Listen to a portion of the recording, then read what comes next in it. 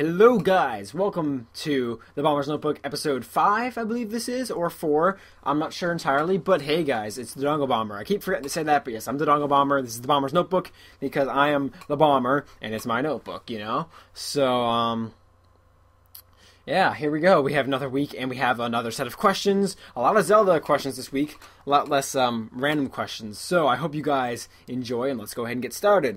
First question comes from HamasMan300. He has sent in 2 of them. Okay. Do you think Sheik will ever come back? If he does, how do you think he'll appear? I don't necessarily think he's going to come back because, you know, the only reason why we had Sheik is because Zelda needed to hide. So, I mean, like, as much as I'd like for Sheik to come back, I don't think that he would. If so...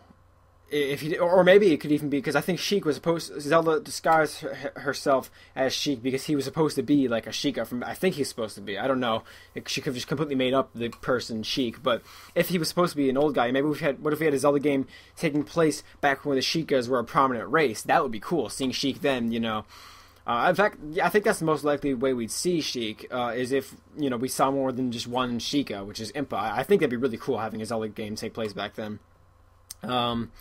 But yeah, okay, next question from him. Do you think there will ever be a futuristic Zelda? Do you think that could ever live up to the Zelda we all know and love? If you mean futuristic, like, modern day? Because, I mean, like, the problem with Zelda being a futuristic game is, people say, oh, Zelda's medieval time. Well, it's not, because it's Hyrule, or I guess you'd call it Hyrule. I mean, that's not really the name of the planet. Hyrule's more like the continent they're on.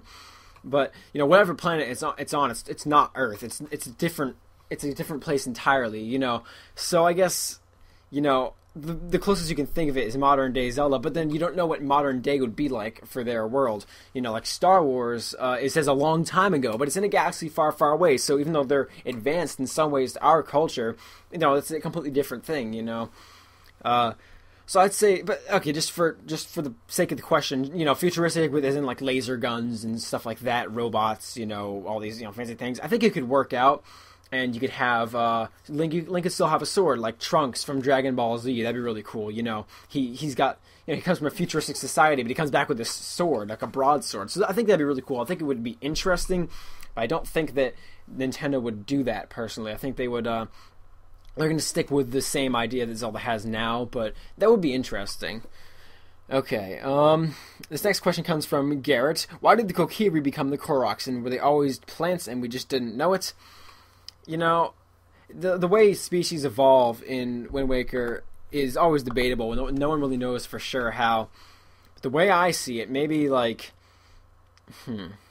I think the Kokiris probably are sort of plant-like, and they all have no, actually they don't have green hair. Only Saria has green hair. But I guess I don't know. I think the idea is that the Deku Tree, is their father, and he raises them. So, and you can imagine they never explain how they come, but maybe he forms them, So maybe as time went on, just like humans, if you believe in evolution, went from ape to human, maybe it's the same thing. Maybe they just slowly, they became more tree-like. It seems like almost going backwards, but the job of the Kokiris is to uphold the forest with a Deku Tree, so it's probably easier for the Koroks to do so. You have Makar in Wind Waker with the seeds and stuff on him, and he grows the sprouts in the Wind Temple.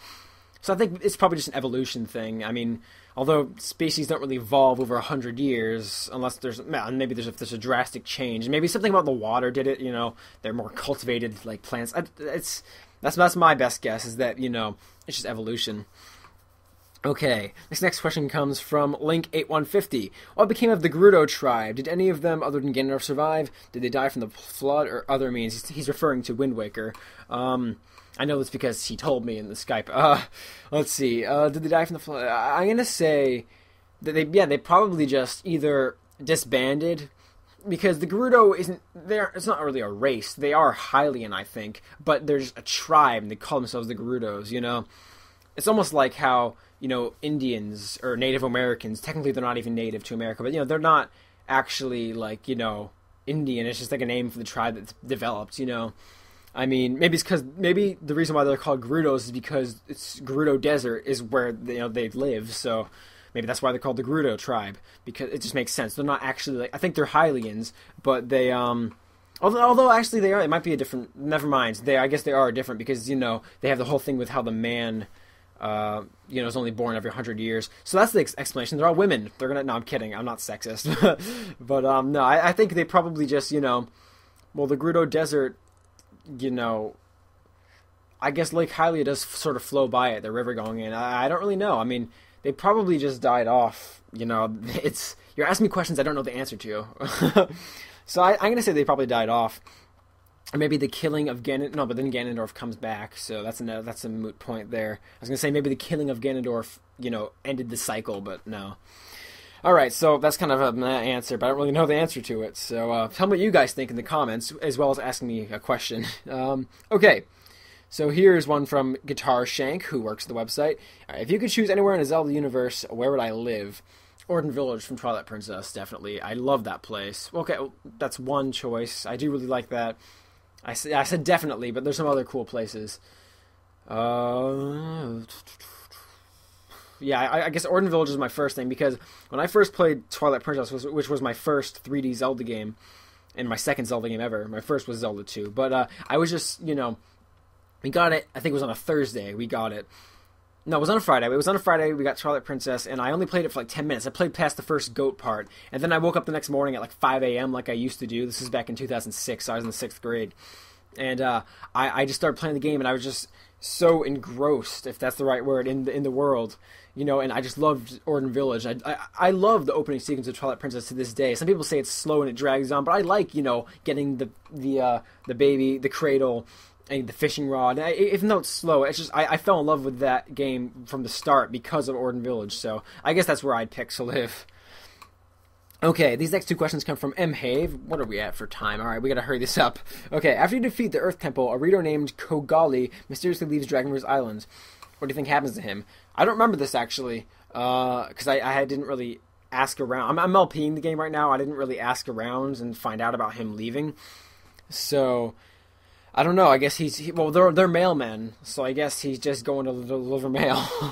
Okay, another question. Can you sit still for 10 seconds without getting arm spasms? No. All right. Hey, this is another one from Lake 8150. Why are you a douche?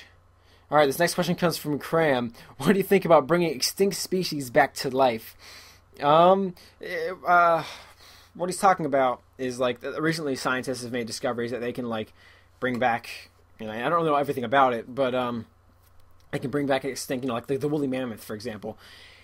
Personally, I don't really see anything wrong with it, aside from the fact that it does bring about, it interrupts the circle of life. I mean, it sort of is meddling with natural, life.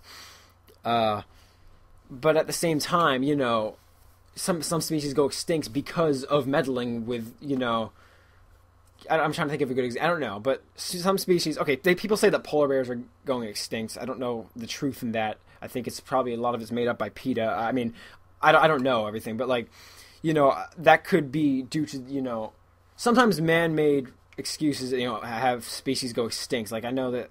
I can't think of a perfect example, but that has meddling from humans and, everything else. So I personally don't think bringing them back is going to solve that, because that's just more meddling. Even though it's bad for species to die off because of pollution or something that man creates, I don't think it's good to bring back species. Personally, I guess. I mean, it seems like it's cool at first, like Jurassic Park. You got dinosaurs, but it's interrupting the natural course of life, and since that already kills the species, bringing them back is just going to be bad. I don't know. My thing is just we shouldn't meddle with the circle of life. That's, I guess that's the best answer I can give you. So that is the end of this episode of The Bomber's Notebook, guys. I'll see you guys next week. We're going to answer some more questions. Please leave them down below. I want to see some new faces in here, so just, on Facebook, a lot of people see the post, but no one comments. So you guys, you've got to comment, all right? Put your questions down below. I asked you a question earlier about what, any of these questions, feel free to answer them yourselves in the comments. I want the community to get involved here, so, go ahead and say where you want to live in the Zelda universe, just your opinion on any of these. So, until then, I will see you guys next time in the Bomber's Notebook next week. Bye for now.